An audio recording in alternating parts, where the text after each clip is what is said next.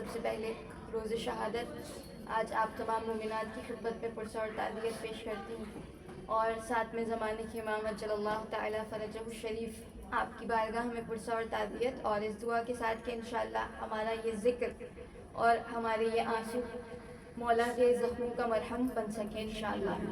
مولا باب الحوائج کا ذکر آپ سب جانتی ہیں کہ نام موسیٰ ہے اور لقب مشہور کاظم ہے، اور ایک اور معروف لقب باب الحوائج ہے، اور یہ صرف شیعہ مولا کو باب الحوائج نہیں کہتے بلکہ علماء اہل سنت نے اپنی کتابوں میں لکھا۔ ابن حجر ہیثمی اپنے اوپر فخر ہوتا ہے کہ پروردگار عالم نے مجھے آپ کو کس دروازے سے جوڑا ہوا ہے۔ جتنا شکر ادا کیا جائے پروردگار عالم کا کم۔ ایسے امام ہیں کہ جو ان سے بڑھ کر کوئی عابد نہیں، ان سے بڑھ کر کوئی عالم نہیں، اور پھر وہ اپنی کتاب میں لکھتا ہے ان سے بڑھ کر اس زمانے میں کوئی سخی نہیں لکھا۔ تو ایسے ہی امام کو تو برحق امام کہا جاتا ہے جو زمانے میں اپنے زمانے میں سب سے اعلیٰ، سب سے اول، سب سے ارفع، سب سے اصحا، جس سے بڑھ کر زمانے میں فضیلتوں کے معیار میں کوئی اور نہیں۔ اور پھر وہ اپنی کتاب میں لکھتا ہے کہ کانا معروفاً لِأَهْلِ الْعَرَبِ بِبَابِ قَضَاءِ الْحَوَائِجِ، انہیں پورے عرب میں باب قضاء حاجات کے بارے میں معروف سمجھا جاتا تھا۔ کوئی بھی آتا تھا اور ان کے دروازے سے، ان کی قبر سے اپنے آپ کو منسلک کر دیتا تھا، پروردگار عالم اس کی مشکل کو دور فرما دیتا تھا۔ اور پھر امام شافعی انہوں نے مولا موسیٰ ابن جعفر کی قبر کے بارے میں لکھا۔ وہ کہتے ہیں کہ مولا موسیٰ ابن جعفر کی قبر کوئی عام قبر نہیں، فرمایا کہ یہ معروف ہے تریاق المجرب کے نام سے، یعنی کیا کوئی بھی درد ہو، کوئی بھی انسان کو رنج ہو تو امام شافعی کہتے ہیں میں کہیں اور نہیں جاتا، اپنے آپ کو متصل کرتا ہوں قبر باب الحوائج مولا موسیٰ ابن جعفر کا۔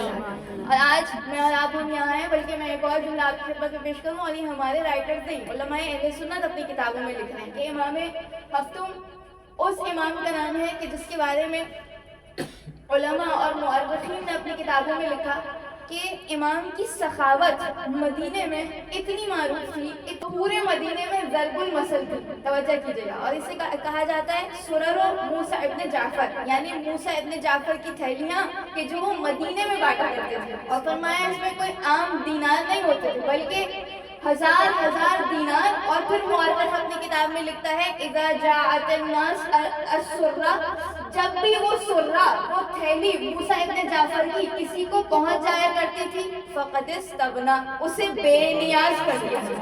توجہ کیا، یعنی میں اور آپ کس دروازے پر بیٹھے ہیں؟ آج مولا باب الحوائج کی بارگاہ میں دعا ہے کہ پروردگار عالم انشاءاللہ جو مومنات اس وقت شہداء پر ہیں اور جو دنیا بھر میں جہاں کہیں آپ کا غم منا رہا ہے، پروردگار عالم کسی کو خالی ہاتھ نہ لوٹائے، جس کے دل میں جو حاجت، جو آرزو ہے بحق مولا باب الحوائج کو آرزو پوری ہو سکے۔ اور وہاں ہمارے دل تو آج یہاں ہے نا، جسم یہاں ہے لیکن دل کاظمین کی سرزمین پر، کہ جہاں آج بھی مخصوصی ہے۔ ایسا ہے جیسے اربعین کا سما کربلائے معلیٰ میں ہوتا ہے، وہ تابوت جو زنجیروں میں جکڑا ہے، اور آج با کاظمہ کی صدائیں بلند ہیں۔ کاش ہم بھی اس موقع پر مولا کی بارگاہ میں ہوتے آج کے دن خاص طور سے۔ لیکن میں یہاں ایک جملہ کی خدمت میں اور پیش کروں کہ یہ وہ امام ہے کہ جو آج بھی اپنی قبر سے وہی جلالت علوی رکھتے ہیں جو امام علی کی جلالت اور حیبت، اس لیے کہ آکل کا دن گزرا، آپ سب جانتی ہیں، فتح خیبر کا دن ہے، اور جس انداز سے علی شیر خدا نے اپنی بازوؤں کے زور سے در خیبر کو اکھاڑا، یہ امام ہفتم یہ طاقت، یہ قدرت رکھتے ہیں۔ اور آپ نے بارہا امام کا یہ واقعہ سنا ہے، بس میں معرفت کے لیے ایک جملہ کہہ دوں کہ بارہا آپ سنتی ہیں وہ واقعہ کہ جب ہارون نے امام کے بارے میں، ویسے تو کوئی بھی بادشاہ وقت ہو کوئی موقع ایسا نہیں چھوڑتا تھا کہ امام کی توہین اور ان کی تضحیق نہ ہو سکے، تو جب اس نے امام کو اپنے دربار میں بلایا، بلانے کے بعد ہندوستان سے ایک بہت معروف جادوگر کو بلایا۔ جیسے بلایا اس نے کہا نور ہفتم کو یعنی امام کاظم کو یہاں بلانے کا کم سے کم مقصد یہی ہے کہ ان کی توہین ہو سکے، ان کی تضحیق ہو سکے۔ اور اس نے صرف امام کو نہیں بلکہ پورا دربار بھرا ہے، امراء ہیں، حکما ہیں، ساری رعایا موجود ہے، اور امام کاظم موجود ہے. تو وہ کہتا ہے کہ مقصد صرف ایک ہی ہے, اسی طرح ان کی توہین ہو. بس جب دسترخوان لگا, جادوگر بیٹھا امام کی دسترخوان پہ ہے, اور روایت کا جملہ یہ ہے کہ جیسے ہی امام روٹی کی جانب ہاتھ بڑھاتے تھے, وہ روٹی فضا میں بلند ہو جاتی تھی. پہلی مرتبہ ایسا ہوا. پھر دوسری مرتبہ بھی ایسا ہی ہوا. جیسے ہی روٹی بلند ہوئی, ایک مرتبہ جلال علوی, ہیبت علوی, جیسے ہی امام نے دیکھا دوسری تیسری مرتبہ یہ ہو گیا, امام نے دیکھا کہ اس وقت اس مقام پر ایک پردے پر ایک شیر کی تصویر موجود تھی. روایت کے الفاظ ہیں, امام نے اپنی انگشت مبارک سے اشارہ کیا. توجہ, امام نے اپنی انگشت مبارک سے اشارہ کیا. اشارہ کرنے کی دیر تھی, شیر زندہ ہوا. امام نے جملہ کہا, اے اللہ کے شیر, اللہ کے دشمن کو نکل جا. توجہ نہیں کی آپ نے, یعنی کیا امام سمجھانا چاہتے ہیں کہ دیکھو جو بھی امام کا دشمن ہو وہ صرف امام کا نہیں اللہ کا دشمن ہوا کرتا ہے. ایک سلوات پڑھنا, محمد صلی اللہ محمد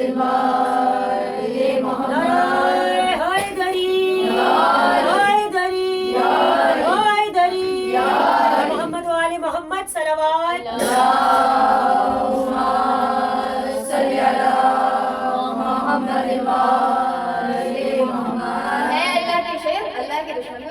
اور وہی ہوا ایک مرتبہ وہ جادوگر موجود نہیں رہا تھا.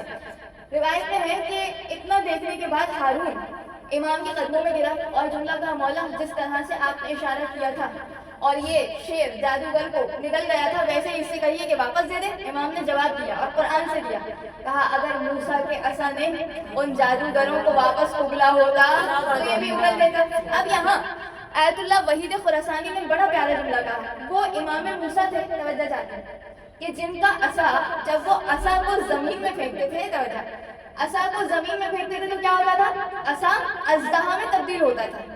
وہ نبی موسیٰ ہیں کہ ظاہری اعتبار سے کوئی جسم اور حیات تو موجود تھی نا, توجہ, جسے موسیٰ پھینکتے تھے تو وہ اژدہا میں تبدیل ہوتا تھا. لیکن امام کاظم کے لیے ایسا نہیں ہے. وہ ظاہری اعتبار سے کوئی جسم کوئی حیات موجود نہیں تھی, ایک بے جان جسم تھا جو ایک پردے پر آیا تھا. امام نے اشارہ کیا, بے جان میں جان آئی. یہ جلال علوی کا مظہر کوئی اور نہیں, امام ہفتم کی ذات ہے.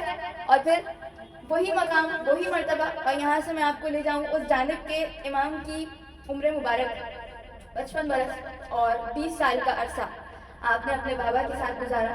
اور اس کے بعد ہمارے کچھ ہی امام ایسے ہیں کہ جن کے بارے میں علماء نے لکھا کہ بچپن ہی سے, بلکہ ان کی ولادت کے وقت سے ہی ان کے قتل کی تیاریاں شروع ہیں. آپ سب جانتے ہیں, ایک میرے اور آپ کے چوتھے امام, امام سید الساجدین, امام زین العابدین,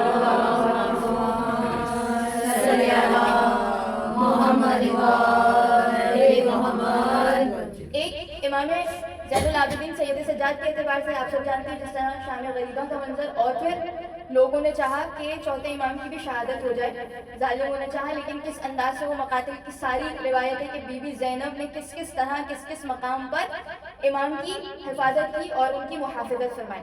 ایک چوتھے امام اور ایک ہمارے زمانے کے امام اجل اللہ تعالیٰ فرجہ الشریف, صلی اللہ محمد امام زمانہ کہ جن کے بارے میں ظالم تو یہ چاہتا ہی نہیں تھا کہ وہ دنیا میں آئیں, لیکن جس طرح قصر موسیٰ, قصر فرعون میں موسیٰ پلتے رہے, ایسے ہی اس زمانے میں امام کی ولادت بھی ہوئی اور امام دنیا میں آئے اور پردہ غیبت میں گئے, اور ان کے قتل کی تیاریاں آغاز ہی سے. اور ایک ہمارے ساتویں امام کہ جن کی قتل کی تیاریاں آغاز سے, یا یہ کہیے کہ جب سے ان کا دور امامت شروع ہوا ویسے ہی قاتلوں کو تلاش ہے کہ اب چھٹے امام نے اپنی وصیت کس کے بارے میں فرمائی ہے. اور دیکھیے ہر امام کو ظالموں سے خطرہ ہے, لیکن ساتویں امام کی سیرت یہ ہے کہ انہیں صرف ظالموں سے خطرہ نہیں ہے بلکہ خود ان کے خاندان میں, یعنی چھٹے امام کی کچھ اولادیں ایسی ہیں جو امامت کی دعوے دار ہیں. ہم سب جانتے ہیں یہ تاریخ ہے. کچھ لوگوں کو ظاہری اعتبار سے بیرونی دشمن سے خطرہ ہوتا ہے, لیکن یہ ساتویں امام کی غربت ہے کہ انہیں اپنوں سے خطرہ ہے. اور خود امام کی چھٹے امام کی اولاد میں سے لوگ چاہتے ہیں کہ کسی طرح ہم امامت کی دعوے دار ہیں.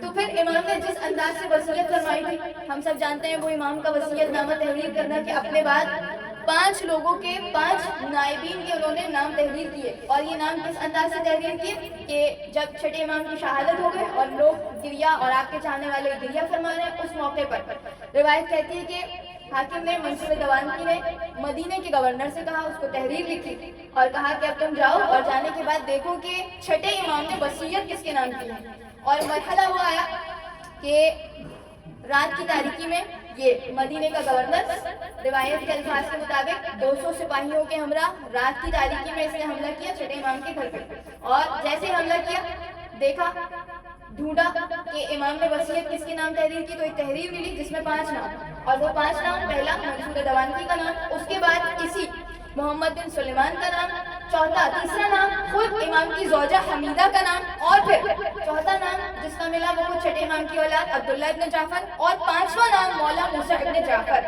یعنی آپ نے توجہ کی امام نے کس تدبیر سے امام ہفتم کو بچانے کے لیے، یعنی آغاز ہی سے 7ویں امام کی زندگی کو خطرہ ہے، اور امام کس طرح سے اپنے بعد آنے والے جانشین کی حفاظت فرما رہے ہیں. اور جیسے ہی امام نے یہ تحریر لکھی اور جب اس نے یہ تحریر پہنچائی تو جملہ کہا کہ یہ 5 نام جس انداز سے بیان کیے گئے، اب کیا کیا جائے، کیسے قتل کیا جائے. اب سر پکڑ کے بیٹھے. یہ اماموں کی حکمت ہوا کرتی ہے کہ اپنے آنے کے بعد اپنے بعد والے امام کا کس انداز سے تعارف فرمائے. اور یہاں بھی ایک مسئلہ کہ خود امام نے اپنی امامت کے شروع ہونے کے بعد 10 سال تک علل اعلان اپنے آپ کو متعارف نہیں کروایا. توجہ کیجیے گا، یعنی آپ دیکھیے امام کس انداز سے کس زمانے میں کن سختیوں میں زندگی گزارے. علل اعلان آپ نے اپنی امامت کا اعلان نہیں کیا. کچھ اصحاب آتے تھے اور آپ کو آپ کے علم کے ذریعے سے پہچانتے تھے. توجہ کی، یعنی میں آپ کی خدمت میں یہ پیش کرنا چاہتی ہوں کہ جب امام اس انداز سے اناؤنس نہ کیا جائے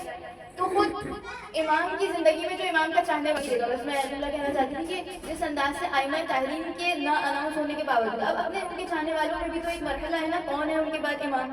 تو اس موقع پر ایک چاہنے والے میں کس قسم کا عقل اور شعور اور بصیرت ہونی چاہیے کہ وہ اپنے بعد والے امام کے بعد کو پہچان لیں.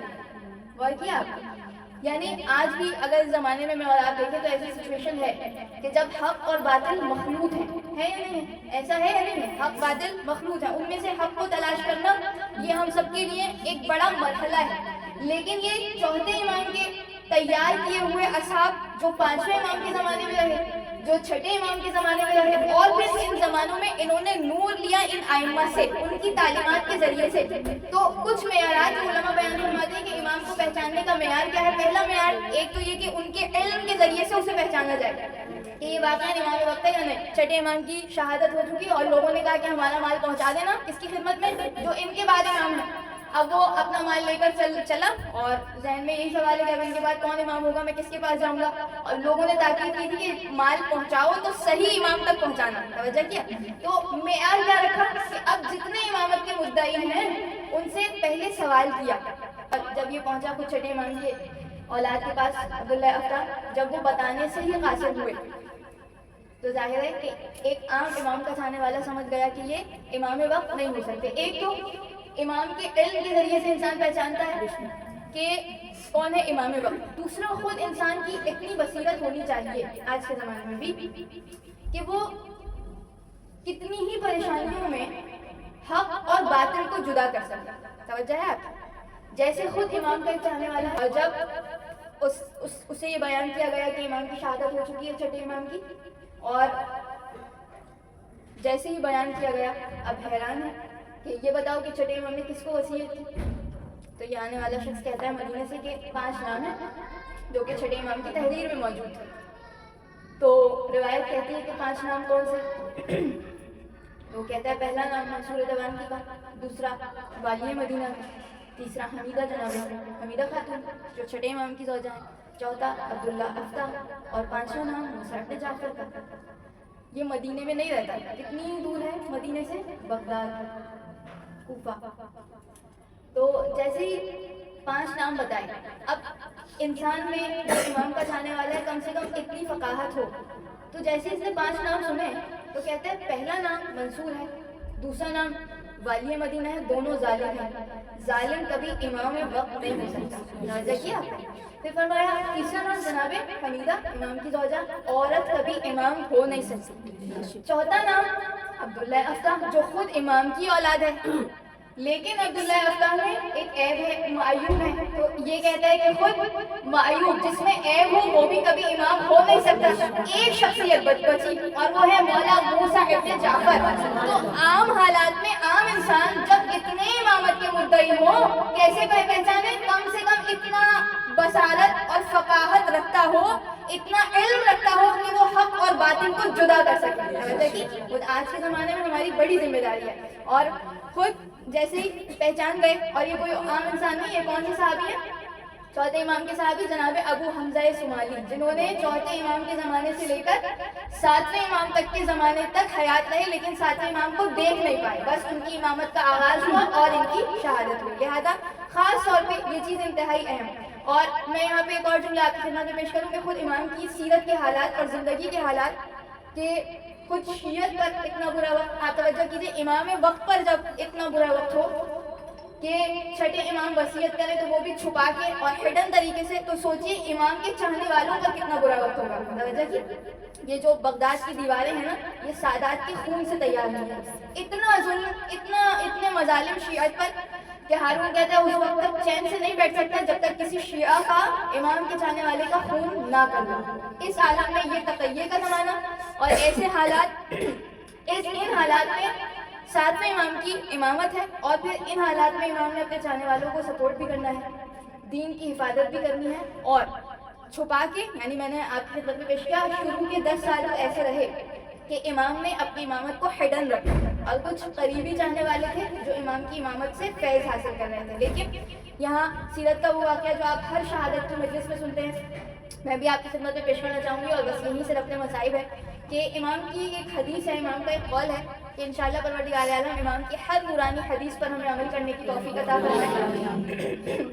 امام نے فرمایا کہ اللہ کی زمین پر کچھ ایسے بندے ہیں، اِنَّ فِی الْأَرْضِ عِبَادًا یسعون فی حوائج الناس، اللہ کی زمین پر اللہ کے کچھ ایسے بندے ہیں جنہیں اللہ نے چنا ہے، یسعون فی حوائج الناس، کہ وہ کوشش کرتے ہیں، سعی کرتے ہیں لوگوں کی حاجت کو پورا کرنے۔ توجہ کیا آپ نے؟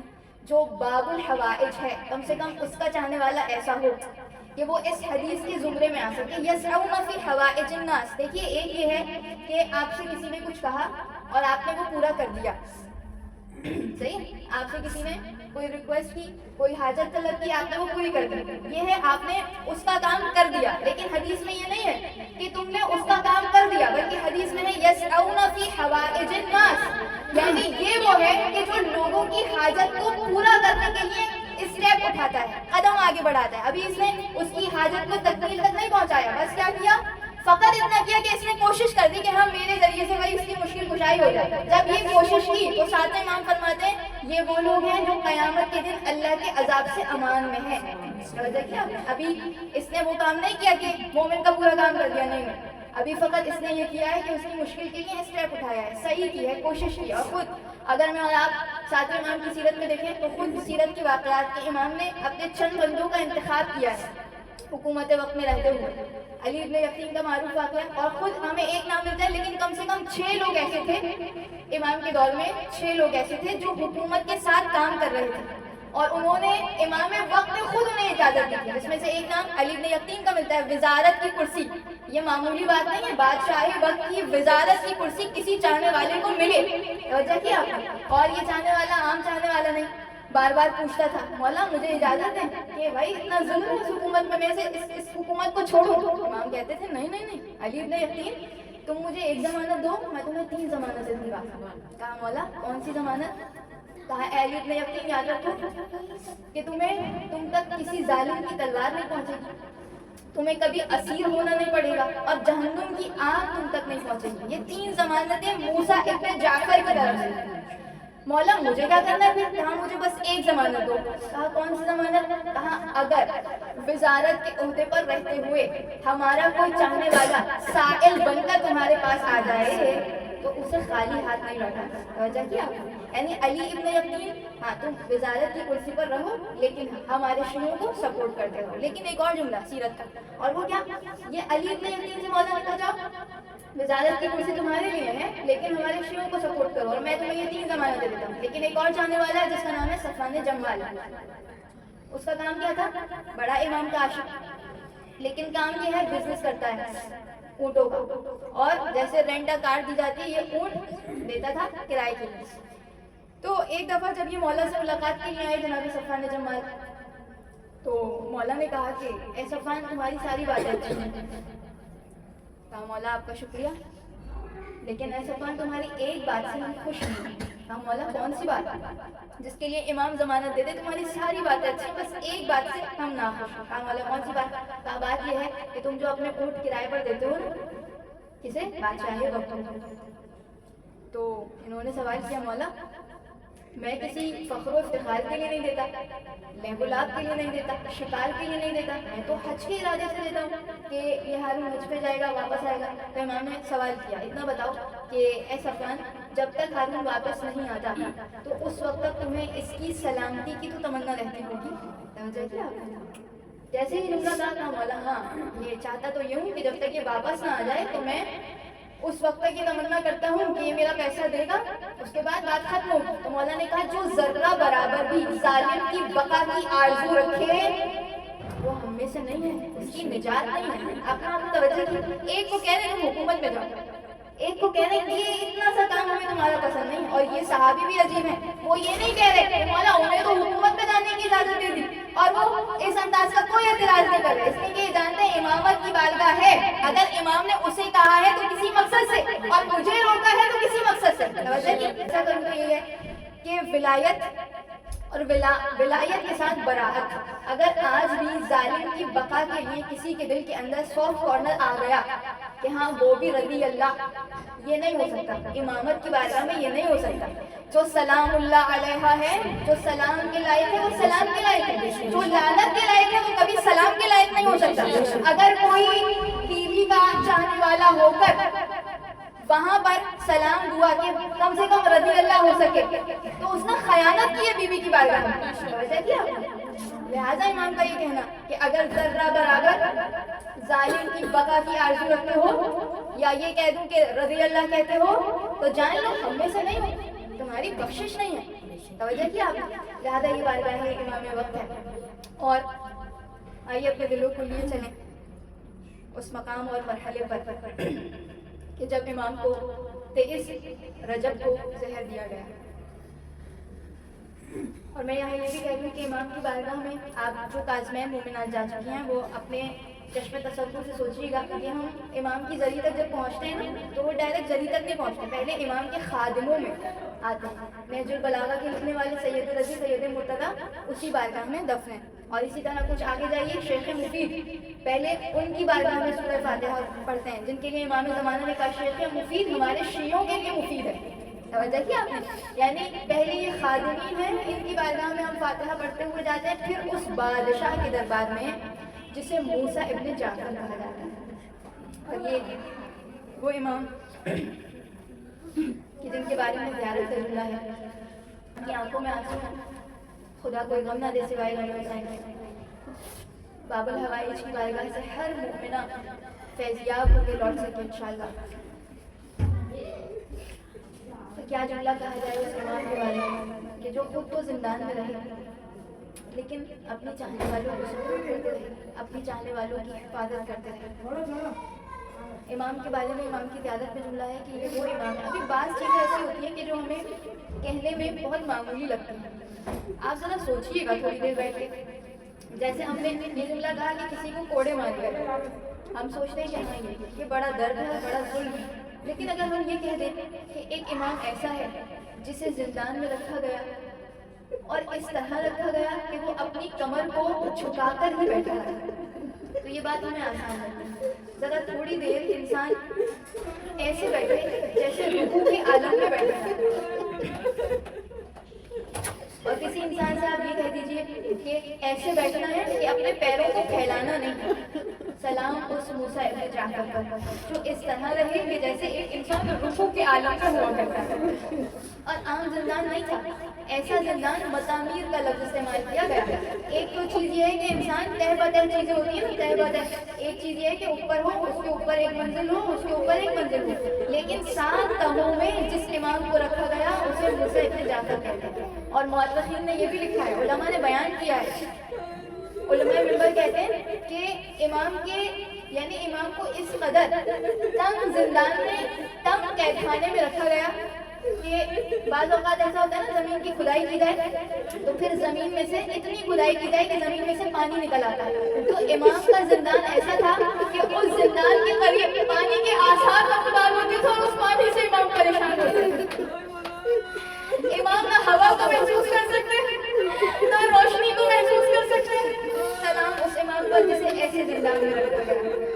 آئیے وہ امام جن کے بارے میں زیارت کا جملہ ہے، سید ابن طاووس کہتے ہیں کہ یہ وہ امام ہے کہ جن کو اس طرح سے زنجیروں میں رکھا گیا کہ زنجیروں کے ساتھ ساتھ امام کی پنڈلیوں میں چورا چورا ہو گیا.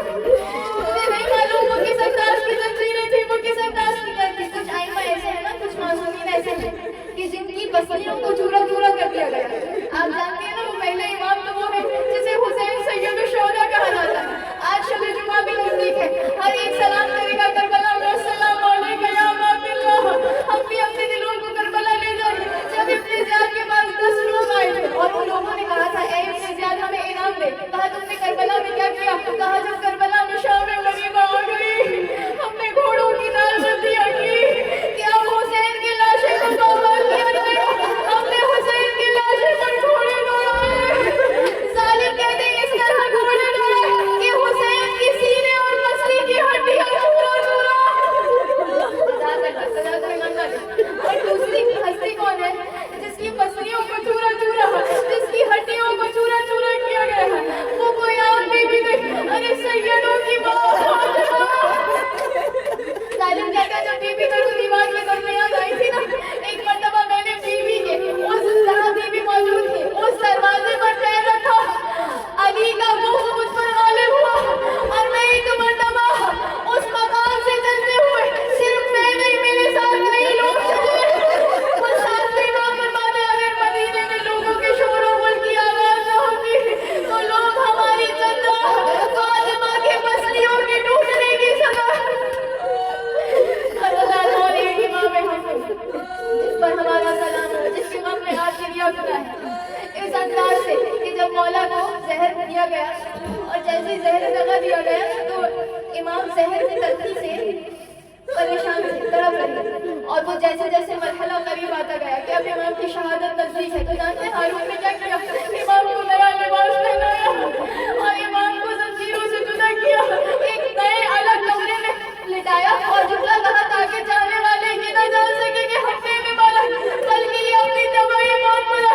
بس ایک مرتبہ امام کی شہادت ہوئی، انا للہ و انا الیہ راجعون. جیسے امام کی شہادت ہوئی نا اور یہ ظالم حاکم لوگوں کو بلا کر گواہی دے رہا تھا، آؤ دیکھو یہ وہ امام ہے جو اپنی تباہی موت مر گیا. ایک چاہنے والا آگے بڑھا، وہ کہتا ہے ہمارا امام زندہ ہو یا مر گیا ہو وہ بولنے کی طاقت رکھتا ہے. میں خود امام سے سوال کروں گا، ارے انہیں مارا گیا ہے یا خود مرا؟ ایک مرتبہ یہ شخص امام کے قریب آیا اور سوال کیا مولا کی ایسی شہادت ہے؟ امام کی آواز آئی مجھے نہیں پتا، مجھے مارا گیا. یہی وہ جنازہ ہے نا جس کی غربت یہ ہے، رات کی تاریکی میں مولا کے جنازے کو بلند اور رات کو رکھا گیا کہ رات ہی رات میں جب سواریاں آئیں گی تو رات کی تاریکی میں موسیٰ ابن جعفر کا لاشا پامال ہو جائے گا. لیکن میں کہوں مولا یہ ظالموں اتنی زحمت کرنے کی ضرورت نہیں تھی، اس لیے کہ جس کی توقع زنجیر سے خود اس کی پنڈلیاں چورا چورا ہو چکی ہوں، خود اس کی پنڈلیاں گھل چکی ہوں. بس ایک مرتبہ رات کا سناٹا چھایا لیکن سواریاں رکتی رہی. وہ مرحلہ قریب آیا، لوگوں نے پہچان لیا ارے یہ تو کوئی جنازہ ہے. ہارون رشید کا ایک رشتے